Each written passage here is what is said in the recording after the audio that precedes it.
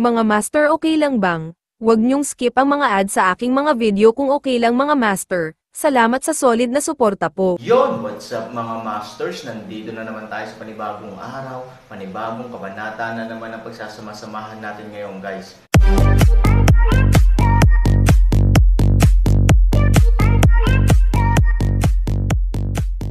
Bali mga masters, kung bago ka pa lang po sa aking YouTube channel, please click the subscribe button, lalong-lalo na po yung notification bell guys, para maging connected pa rin tayo sa isa't isa at maging updated kayo sa mga susunod ko pang video.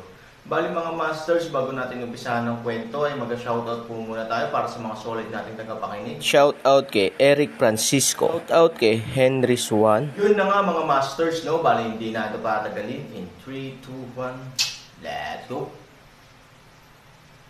Sir, ano po ito? Ano po ito? Oo, malinaw na ang kabilang partido ay may ganap na kalamangan ngayon, at tatagal ng hindi bababa sa 10 oras bago dumating ang ating mga riskware. Kung gusto nating mag-withdraw, hindi tayo dapat mag-withdraw ngayon. Ang isang hukbo ng 200,000 katao ay hindi man lang nahuli ni isang buhok, kaya pumunta ka dito at umalis ng ganito.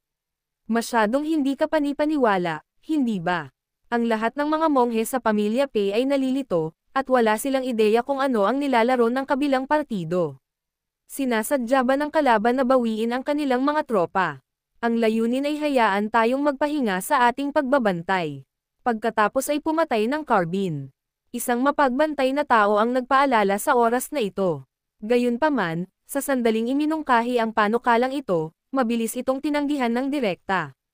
Napakaraming halimaw sa ilalim ng lungsod, kahit na nilalaro nila ang trick na ito, ano ang punto?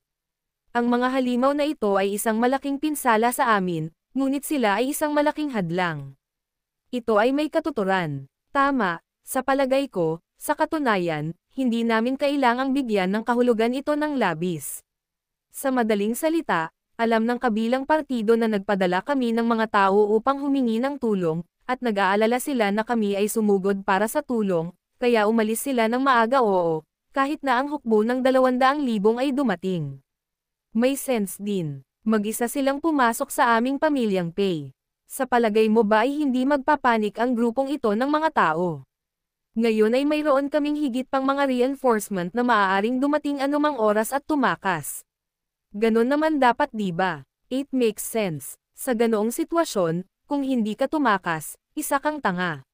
Sa sandaling lumabas ang mga salitang ito, halatang mas naaayon ito sa pangunahing pag-iisip ng publiko, at tumango ang lahat. Ngunit sa sandaling ito, mabagal na lumabas si Peigo. Bagamat pumasok siya para sa isang maliit na pahinga, talagang siya, bilang ulo ng pamilya, ay nasa arena sa loob ng maraming taon, at ang prinsipyo ng pagmamasid sa mga salita at ekspresyon ay higit sa karaniwan, tao. Alam niyang nagbago na ang kapaligiran bahagya, kaya iniwasan niya ang kahihiyan at umalis nang. Makita ang matandang master, kung may ilang mga tao pa rin ang natatakot noon, kung gayon sa pamamaraan ni Pei Hu na ibalik ang mga patay, kung gayon ang kaunting takot na iyon ay ganap na nawala, at maging sila ay mayroon pa rin. Malinaw, na narinig ni Peigo kung ano ang hinihintay ng grupo ng mga tao, ngunit ang pagtitiis ng matanda na hindi siya lumabas. Noon umupo siya ng tahimik. Tumingin siya kay Peiho at sinabi, ano sa palagay mo si? Peiho na kumunat ang noo at mabilis na naintindihan ang tinutukoy niya. Gayunpaman, si Peigo ang kanyang ama sa huli, at hindi siya maaaring magkaroon ng parehong saloobin tulad ng iba, na nagpapakita ng walang paggalang kay Peigo. Not from the psychology, at least from the face, ayaw niyang maging padre de pamilya at ituro sa kanyang gulugad at sinabing unfilial siya. Pare, akala ko, hindi natuloy ni Peiho. Malinaw, ang kanyang sagot ay sumasang-ayon sa karamihan. Kung tutuusin, lahat sila ay mga taong sumusuporta sa kanilang sarili, at syempre hindi payag si Peiho na pasayahin sila sa harap ng ama. Marahil ay wala siyang pakialam sa damdamin ng mga taong ito noong nakaraan, ngunit ngayon, ang kanilang suporta ay masyadong mahalaga, at ngayon ito ay isang mahalagang sandali. Syempre, mas kilala ni Peigo ang kanyang sariling anak kaysa sa iba. Sa pagtingin sa hitsura ni Peiho, mayroon na siyang sagot, mukhang kapareho mo sila. Gayunpaman, noong 12 taong gulang ka at namumuno sa hukbo sa unang pagkakataon, tinuruan ka ng iyong ama. Nakalimutan mo na ba? Ang turo ni tatay, paano maglalakas loob ang mga bata na kalimutan ng isa't isa? Kung ganoon, ano ang binalaan ko sa iyo? Sa larangan ng digmaan, ang mga sundalo ay nagpaplano at lumalaban ng walang pinipili. Sa makatuwid, dapat tayong maging cool, at huwag maliitin ang anumang sitwasyon sa labanan. Kailangang malaman, mga taktika, at mga trick. Tumango si Peigo na may kasiyahan at nakangiting sinabi, kung ganoon nga, bakit sigurado ka na talagang umaatres ang kabilang partido? Posible bang salakayin tayo mula sa ibang gate? Sabi ni Peiho, siya ay may karanasan at tuso, at ang kanyang isip at pagbabantay ay natural na higit na nakahihigit sa mga ordinaryong tao. Gayunpaman, hindi inisip ni Peigo na ang bagay na ito ay karapat-dapat na ipakita. Hanggat ang mga taong may kaunting mas matalinong pag-iisip at mahinaong puso ay dapat gumawa ng parehong paghatol gaya ng kanyang sarili, ngunit ang sariling anak na ito ay halatang nasa pananabik at kagalakan na maging pinuno ng pamilya, at nakalimutan na niya ang lahat. Sa sandaling ito, isang panunuya ang tumunog lalo na ng masakit. Storytelling channel sa YouTube. Haha, joke lang talaga. Parang may mga taong ayaw kunin bilang padre de pamilya. Now, stand up and make some broken deodorants to find a sense of existence. Sabay-sabay na babala, hinihipan ang aking sarili tulad ng walang kapantay na Diyos ng digmaan. Sa larangan ng digmaan, sino pa rin ang mas kaunti? Sa tingin ko'y libu-libong laro na ang nalabanan ko ngayong taon, at hindi talaga ako sang-ayon sa sinabi ng matandang master. Panipi, nang marinig ang pangungutya na ito, biglang lumingon si Peigo. Biglang nagulat, tatlong matanda, ikaw. Malinaw, hindi niya maintindihan ang gayong sentido komon, malamig na ngumiti si Peigo, naiintindihan niya. Ito talaga ang bagong hari. Maaari mo ring tawaging kabayo ang USA. Sa pangungutya ng ikatlong matanda, parami ng parami ang nagsimulang sumama. Hindi ko mapigilan. Matagal nang nanatili ang mga tao sa posisyon ng kapangyarihan, at natural, unti-unti silang magiging gaaman. Bigla kang gusto mga tao na bumaba sa pwesto, bakit hindi nagpupumilit ang mga tao? Oo, pagkatapos ng lahat, ang matandang may-ari ng pamilya ay isang pagkakataon upang makahanap ng isang pakiramdam ng pag-iral para sa iba. Kaya lang, medyo nakakatawa talaga. Malapit na ang mga reinforcements namin, and the other party dares to change the city gate to attack US. Bakit, sa tingin ba nila hindi sila namatay ng mabilis? Sila ay matigas ang ulo, mapanukso, mapangahas. Galit na galit si Peigo at gustong sampilan sa mukha ang lahat, at pagkatapos ay sabihin sa mga bastos na ito kung gaano kainit ang kanilang utak at kung gaano kakapal ang kanilang mga mukha ngayon. Ang ganitong pagpapahinga, kapag ang kaaway ay umatake mula sa ibang mga pintuan ng lungsod, at nakipagtulungan sa mga halimaw na may malalaking maskara sa ilalim ng lungsod, ang pangunahing lungsod ay ganap na mahuhulog sa posterin ng pag-atake ng kaaway. Nasa mahina na silang posisyon. Sa panahong iyon, wala silang anumang panlaban, ngunit sila ay mga isda at karne lamang na inilagay sa isang malagkit na tabla, at sila ay kakatayin ng iba. Sa pag-iisip nito, ibinaba ni Peigo ang kanyang galit at nagmamadaling sinabi, totoo ang sinabi ko, ikaw, hindi mo ba ako nakikitang may-ari ng bahay? Peigo, kung magalang ka, patriarch na ang tawag ko sa'yo. Kung masungit ka, anong masama kung tawagin kang matanda? Hanggang ngayon, hindi kami natatakot na sabihin sa iyo kung anong uri sa ugali ni patriarch na nagpapanggap ka pa, para sa kapakanan ng pamilya, pansamantalang protektahan ang iyong posisyon bilang padre de pamilya at iligtas ka, ginawa na namin ang anak bilang pinuno ng pamilya.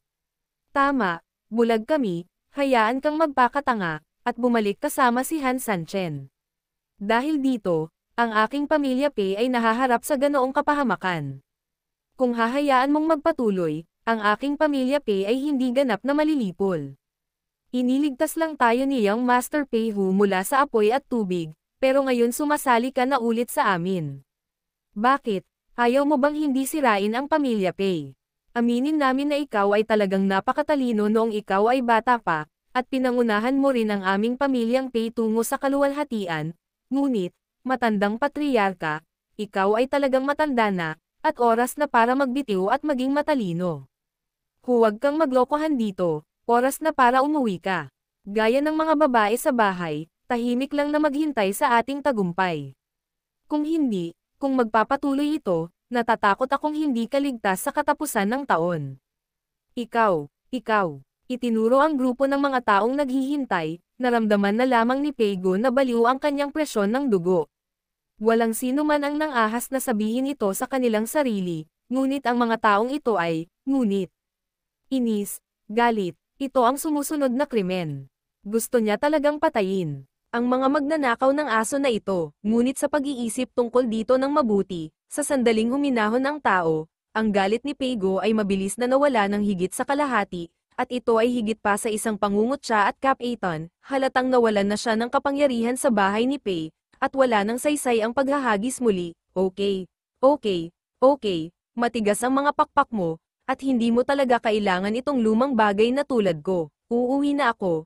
Ikaw, kaya mo yan sa sarili mo. Nang bumagsak ang mga salita, dahan-daang naglakad si Peigo patungo sa ilalim ng pader ng lungsod ng mag-isa at malungkot, sa pagtingin sa kanyang likod, siya ay tulad ng isang malungkot na matanda, o marahil siya mismo. Makalipas ang 10 minuto, bumalik si Peigo sa main hall, at halos kasabay nito, sa labas ng Eastgate City. Sa labas ng lungsod, tila mapayapa ang lahat, at paminsan-minsan ay kakaunti lamang ang mga itim na halimaw, na gumagala sa labas ng lungsod na parang nag-iisa o naliligaw, bagamat sinasalakay pa rin nila ang pader ng lungsod na may parehong kalupitan.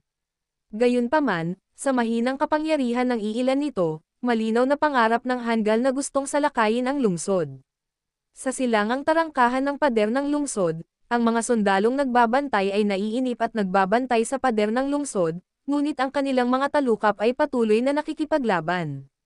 Pagkatapos ng mahabang panahon ng kaba, nalaman ko na kakaunti lang ang kaaway sa ilalim ng aking mga paa, at kapag hindi ako makapagbigay ng anumang pagbabanta, walang sino man ang madidismaya sa sukdulan. Naturally, ang pagtulog ay ang pinakamahusay na paraan upang magpalipos ng oras. Mayroong humigit kumulang 100 o 10 tulad na mga sundalo sa pader ng lungsod, at karamihan sa mga orihinal na tagapagtanggol ay inilipat sa Hilagang Gate. Habang umiidlip pa lang ang sundalo ay bigla na lang siyang nakaramdam ng papalapit sa kanyang likuran. Sa pagbabalik tanaw, nagising siya mula sa antok, at sa pagmamadali, mabilis niyang hinawakan ang kanyang sibat at pinalo ang kanyang espiritu. Bakit hindi ka namin mahanap ng kama? Sa tabi niya, malamig na sabi ng boses. Ang sundalo ay biglang pinisil ang isang patak ng malamig na pawis sa kanyang noo, at nagmamadaling sinabi, isumbong mo sa kapitan, ako ay mali. Kung lahat ng tao ay nagkakamali at sinabing mali ako, maaari silang maging maayos, kung gayon ano ang silbi ng pagkakaroon ng mga patakaran sa mundong ito, at ano ang silbi ng pagkakaroon ng mga batas. Ano sa palagay mo? Nahiya ang sundalo, nag-isip tungkol dito, at magsasalita na sana. Sabi ng boses, pakiimbitahan mo ako para sa isang merienda sa gabi.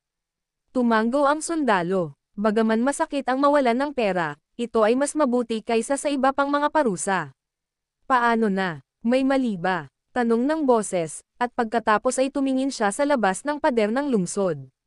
Kalmado pa rin, walang nangyari. Umiling ang sundalo at sinabing, wala lang nangyayari sa labas, ako. Inip na inip ako kaya nakatulog ako. Bakit? Nakikinig sa iyong tono, hindi ka makapaghintay para sa isang bagay sa labas. Ang boses ay ngumiti ng mahina, at pagkatapos ay sinabi, kung wala kang anumang bagay, maaari kang magsaya, at least nasa mood ka pa ring maging tamad ngayon.